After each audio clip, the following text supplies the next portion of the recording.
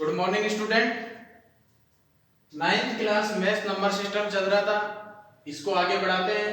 और अगला टॉपिक जो आज हम डिस्कस करेंगे वो है वास्तविक संख्याएं यानी कि रियल नंबर। पिछली क्लास में अपन ने परिमेय संख्याएं, अपरिमेय संख्याएं, प्राकृत संख्याएं, पूर्ण संख्याएं, पूर्णांक संख्याएं अपन ने डिस्कस करी थी। अब इसको आगे बढ़ाते हुए अपन जो नई आज संख्या डिस्कस कर रहे हैं वो है वास्तविक संख्या, रियल नंबर। वास्तविक संख्याएं क्या होती है? तो दुनिया की सभी संख्याएं वास्तविक संख्याओं में आती है, यानी कि दुनिया की सारी संख्याएं वास्तविक संख्याओं में आती है। सीधी बात है कि परिमेय संख्याएं प्लस अपरिमेय संख्याओं को वास्तविक संख्या कहते हैं, क्योंकि आपको मैंने बताया था कि परिमेय संख्याएं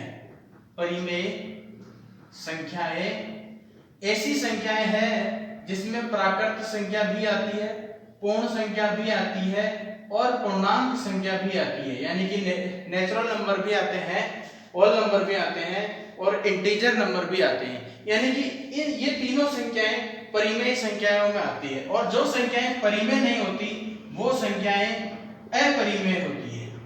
तो यहाँ हम वास्तविक संख्याओं के लिए कह रहे हैं कि परिमेय संख्या और अपरिमेय संख्या दोनों को मिलाने पर जो समुच्चय बनता है, जो एक ग्रुप बनता है, उसको अपन कहते हैं वास्तविक संख्या। यानी कि आपको एक बात ध्यान रखना है, दुनिया की सभी संख्याएं वास्तविक संख्याएं होती है।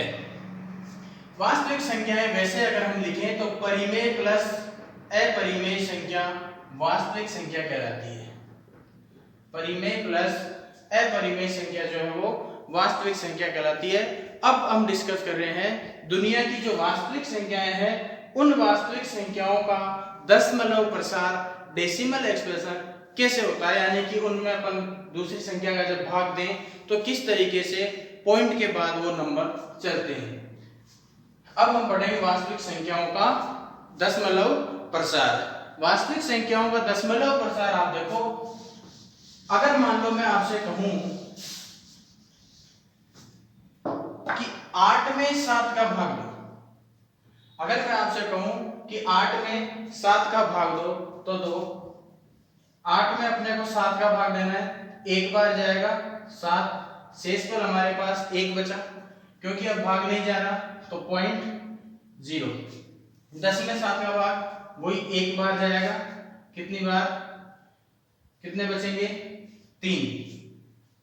अभी भी भाग नहीं जा रहा, अब बार बार पॉइंट नहीं लगाते हैं, भाग टूटने पर अपन 0 लगा लेंगे। 30 में कितनी बार जाएगा, 7 चौक 28, 4 बार, कितना आया 28, कितना बचा 2। अब फिर भाग नहीं जा रहा, 0 लगा लेंगे। 20 में 7 का भाग कितनी बार, 2 बार, कितना आया 14, कितना बचा 6। फिर भाग नहीं जा रहा, 60 में कितनी बार, 8 बार, कितना आया, कितना बचा 4। फिर हम भाग 0 लगा लेंगे, कितनी बार, 5 बार, कितना आया 35, कितना बचा 5। 50 कितनी बार, 7 बार, कितना आया 49, कितना बचा 1। भाग चलता जा रहा है, फिर यहाँ पर कितना 10। अब देखो 10 लेते ही वापस यहाँ पहुंच गए, फिर हम 7 का भाग देंगे एक बार। अब यानी कि यही नंबर जो है वो वापस चलता जाएगा, 1 4 2 8 5 7, इस तरीके से। तो मैंने 8 में आपको 7 का भाग देने को कहा, तो ये भाग चलता ही जा रहा है, रुक नहीं रहा है, ये भाग जो है वो चलता ही जा रहा है। तो इस तरीके से चलता ही जाएगा। लेकिन अगर मैं आपसे कहूं कि 7 में 8 का भाग दो, अब मैं आपसे कह रहा हूं कि 7 में 8 का भाग दो, और फिर देखो क्या होता है। ये 7 8 का भाग नहीं जा रहा है, पहले ही पॉइंट 70 हो गया। कितनी बार 8 का भाग, 8 बार, कितना आया 64, कितना बचा 6, भाग टूट गया 0। 60 में 8 का भाग कितनी बार, 7 बार, कितना आया, कितना बचा 4, भाग टूट गई 0, कितनी बार 5 बार, कितना आया 40, शेष पर 0।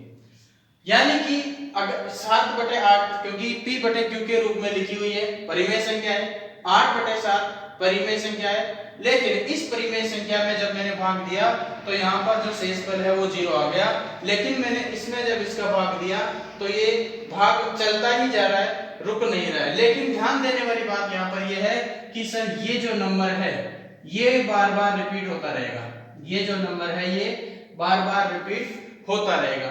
तो ऐसे दशमलव प्रसार यानी कि दशमलव के बाद के ऐसे प्रसार जिसमें शेषफल 0 आ जाए तो ऐसे प्रसार को अपन कहते हैं शांत प्रसार। इंग्लिश में इसको कहते हैं टर्मिनेटिंग।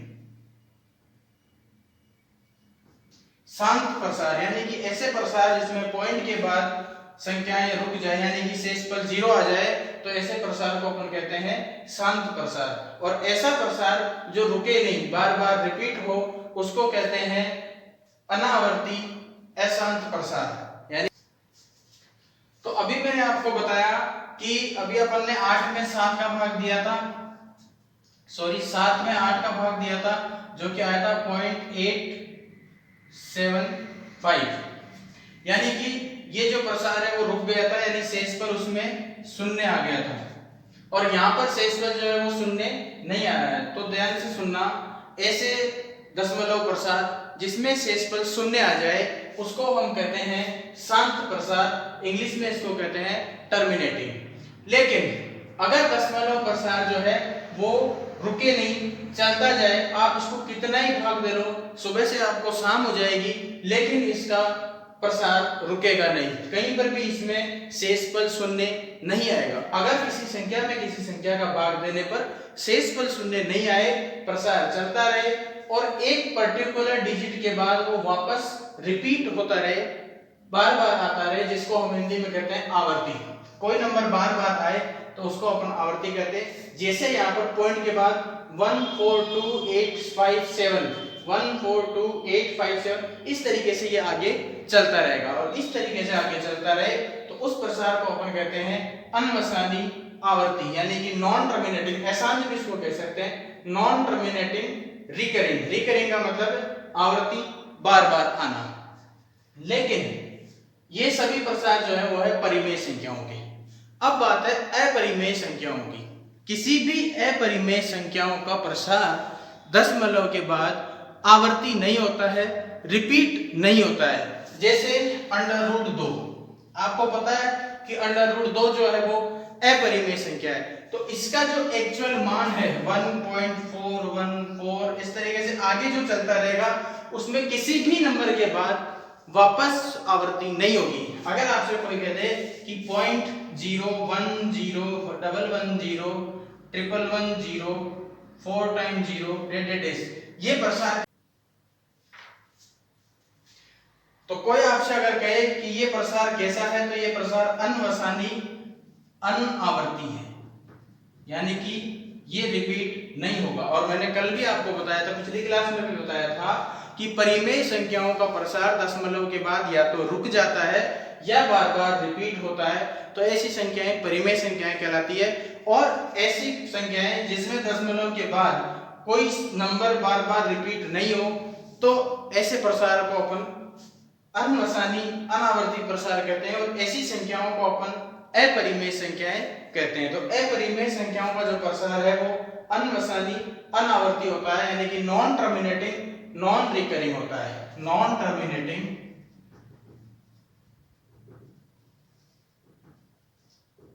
नॉन रिकरिंग, ये ध्यान रखना है आपको। अगर आपको कोई प्रसार दिया है और उसमें पॉइंट के बाद कोई पर्टिकुलर नंबर बार बार रिपीट नहीं होता है, तो वो अपरिमेय संख्या होती है, और वो जो प्रसार है वो अनवसानी अनावर्ती प्रसार होता है, non terminating non recurring. Terminating का मतलब रुकता नहीं है, रिकरिंग का मतलब बार बार भी नहीं आता है, नॉन आगे लगाया हुआ है, यानी कि दोनों ही काम इस प्रसार में नहीं होते, ना तो ये रुक रहा है और ना ही कोई पर्टिकुलर नंबर बार बार आ रहा है। जबकि परिमेय संख्याओं के प्रसार में किसी भी नंबर के बाद, चाहे वो 5 नंबर हो, 2 नंबर हो, 3 नंबर हो, कैसे भी, जैसे अगर मैं कहूं कि 1 में 7 का भाग दो, तो 1 में आप 7 का भाग दो, कितनी बार नहीं जाएगा पॉइंट, यहाँ 0, एक बार कितना आया 7, कितना बचा 3, 30, कितनी बार 4 बार, कितना आया 28, कितना बचा 2, 20 कितनी बार 2 बार। तो ये भी इस तरीके से चलता जाएगा, तो किसी ना किसी नंबर के बाद वापस रिपीट करेगा। लेकिन मैं कहूं जैसे 1 में 3 का भाग दो, अब नहीं जा रहा है, पॉइंट 10 हो गया, 9 कितनी बार 3 बार, 1 बचा, फिर से 9।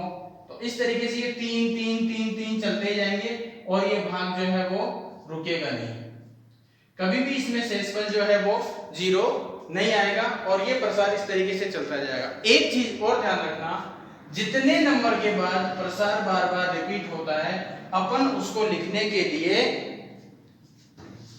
यहां बैठा रहा हूं, अपन उसको लिखने के लिए बार यूज में लेते हैं। जैसे यहाँ पर ये 5 संख्याएं 6 संख्याएं बार बार रिपीट हुई, तो अपन इसको 8/7 को लिख सकते हैं 1.142857 और इसके ऊपर लगा देंगे बार, इसको कहते हैं बच्चों बार। और ये बार यहाँ पर रिप्रेजेंट कर रहा है कि इतने जो नंबर हैं वो बार बार रिपीट हो रहे हैं। अगर जैसे अपन ये था 7 में 8 का भाग, तो ये आया था अपने पास 0.865 सॉरी 865।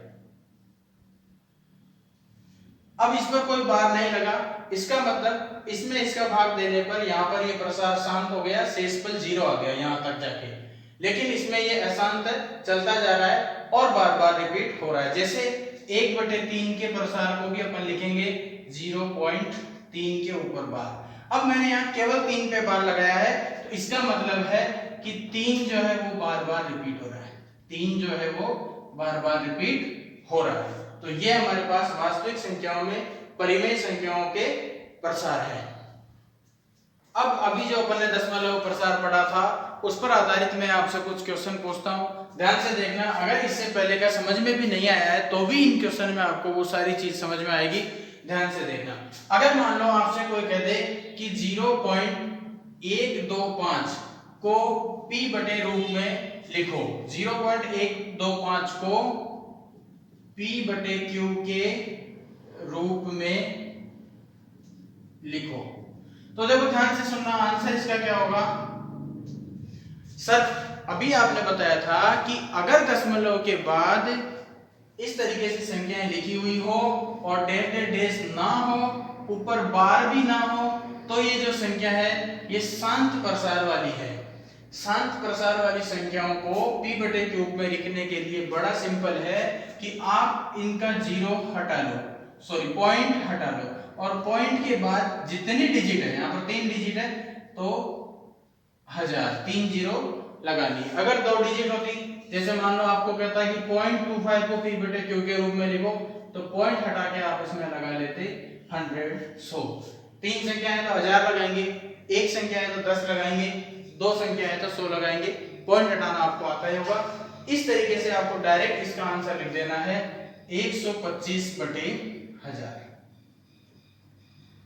लेकिन अगर वो आपसे पूछ ले कि 0.3333333 को p बटे q के रूप में लिखो, अगर आपसे ऐसा पूछ ले, देखो इसमें क्वेश्चन दोनों तरीके से पूछा जा सकता है। 0.3333 को p बटे q के रूप में लिखो, ऐसे भी कह सकता है, या फिर 0.3 और इसके ऊपर बार लगा देगा। तो आपको समझ जाना है कि इसका मतलब यही है, आपको यहाँ पर समझ जाना है कि बार का मतलब है कि 3 जो है वो बार बार रिपीट हो रहा है, 3 बार बार आ रहा है, उसकी आवृत्ति हो रही है।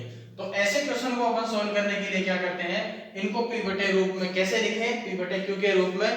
तो इसके लिए आपको सिंपल है, आपको ये देखना है कि कितनी डिजिट रिपीट हो रही है। यहाँ पर केवल 3 रिपीट हो रहा है बार बार, यानी कि 1 डिजिट रिपीट हो रही है। अगर 1 डिजिट रिपीट हो रही है तो आपको मान लेना है कि ये कोई नंबर है x, जो कि 0.33333 इस तरीके से चलता जा रहा है। अब आपको क्या करना है कि जितनी डिजिट रिपीट हो रही है ना, उतने ही जीरो वाली संख्या से अपने को गुणा करना है। जैसे 1 डिजिट रिपीट हो रही है तो 10 से दोनों तरफ गुणा करना है, 2 डिजिट रिपीट होती तो 100 से करते, 3 डिजिट रिपीट होती तो 1000 से करते। फिलहाल यहाँ पर एक ही डिजिट रिपीट हो रही है, तो इसको दोनों तरफ 10 से गुणा कर लेंगे। गुणा करने पर इसको मान लेते हैं समीकरण 1 है। दोनों तरफ 10 से गुणा करेंगे तो 10x बराबर, जब भी हम 10 से गुणा करते हैं तो ये जो पॉइंट है वो आगे खिसक जाता है। तो फिलहाल ये 10 इंटू 0.333333 इस तरीके से है। तो अब ये बन जाएगा 3.333333 इस तरीके से, और इधर यहाँ पर 10x। अब मैं इसको लिख सकता हूँ 10x बराबर 3.033 है ना, इसको ऐसे लिख सकते हैं 3 प्लस 3 को अलग निकाल लें प्लस 0.333333। अब देखो बच्चों, ये जो 3 है ये बहुत बार चल रहे हैं। अगर आप सागर में से थोड़ा सा पानी निकाल लो तो आपको ये पता नहीं चलेगा कि सागर का पानी कम हो गया। तो इसी प्रकार यहाँ पर जब बहुत सारे 3 है और उसमें से अगर एक 3 मैंने बाहर निकाल लिया तो वो वापस मुझे वैसा ही दिखेगा जैसे पहला था। यानी कि ये जो चीज थी इसको मैंने यहाँ पर पहले x मानी थी। क्या मानी थी? x। तो ये वाला जो मान है वो यहाँ पर रखते हैं, तो ये बन जाएगा 10x बराबर 3 प्लस x। इस x को अगर इधर लेके आओगे तो 10x माइनस x बराबर 3। यहाँ पर बचेगा 9x बराबर 3। यहां से अगर मैं x का मान निकालूं तो जो संख्या यहाँ गुणा में है, देखो x के साथ कुछ नहीं लगा हुआ, इसका मतलब गुणा में, तो जो संख्या यहाँ गुणा में है वो बराबर के उधर भाग में चली जाती है। तो ये इधर भाग में चली जाएगी और 3/9 हो जाएंगे। यहाँ पर ये 3/9 जो है वो इसका प्रसार है। या आप अगर इसको चाहो तो 3 से ये एक बार, 3 से ये 3 बार, यानी इसको 1/3 भी लिख सकते हैं। यानी कि 1/3 का दशमलव प्रसार है ये। तो इसको अगर मैं p/q के रूप में लिखूं तो आंसर मेरे पास आएगा 1/3। ये क्वेश्चन मैंने आपको ऐसे सोल्व किया है।